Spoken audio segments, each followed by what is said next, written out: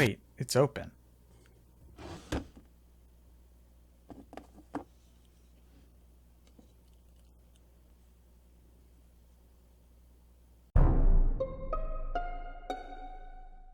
With this brief moment in the Pyra and Mithra showcase, Sakurai has given fans plenty more to speculate about, if you just feel like speculating for the sake of it.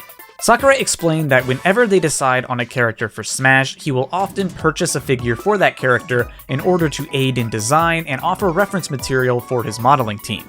And he specifically mentioned the bottom of Pyra's feet for some reason. I don't really want to get into that. But he said that these figures are helpful with the creation process. Sometimes in games you won't really get a good look at a character from a certain angle, but figures and models have been made based on the source material and they're sort of designed to be seen from all sorts of angles, so they're helpful in the Smash development process. Of course, this means Sakurai has figures for one or both of the final characters yet to be seen in the Fighter Pass. In fact, he literally said this, saying that he keeps them in a locked drawer in his office. And so of course, this brief mention of anything related to future fighters made people's ears instantly perk up. And at first it was joking, talking about which characters don't have figures, because obviously those can be ruled out. And I tweeted about this as well, saying, right now it's a joke, but how soon will it be before we actually start to see this kind of conversation become serious? And based on some of the replies I got, people are already unironically having this type of debate. I want this character, but they don't have a figure, therefore they can't get in. So let's just dive into all the characters who have figures in order to rule out some of the possible candidates who don't. Here we go. Alright, so clearly I'm just messing with you because, well, this figure theory just doesn't mean anything significant, at least in my opinion. I mean, genuinely, when has a theory about characters really been right? The color theory just totally fell flat. The Google theory was based on basic SEO weirdness.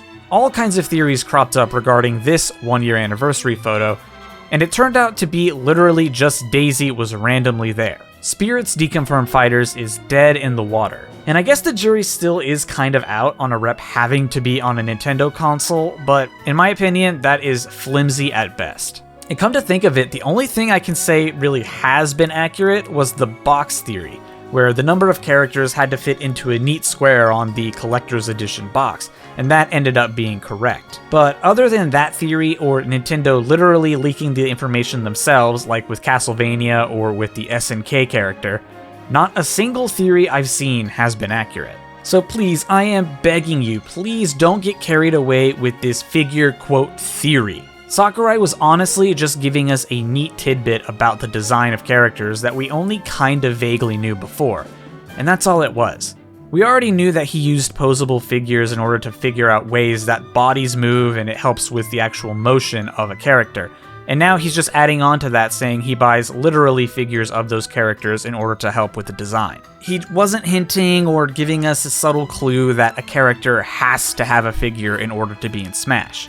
Just having a figure is a plus for them. It's just an extra piece of media that they could reference when designing a character. It isn't this ultimate element that decides whether or not a character can actually be in Smash or not.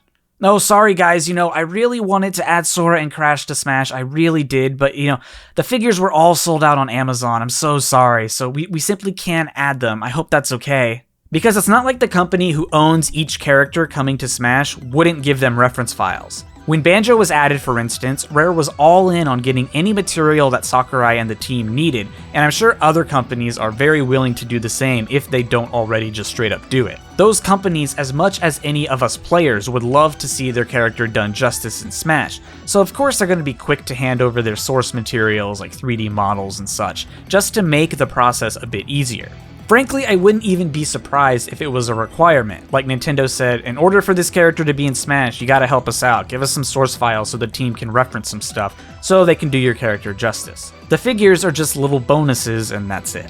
Maybe the modelers can turn something or pose something in a way that they might be able to get the creative juices flowing, let them think of a solution to a problem, or visualize something that they were struggling with. Smash fans come up with these theories and then they just attach themselves to them and they treat it as gospel, and it's something that they totally made up. So I can absolutely envision a world where Smash fans take this figure theory and treat it as truth, because Sakurai said it and therefore it must be true.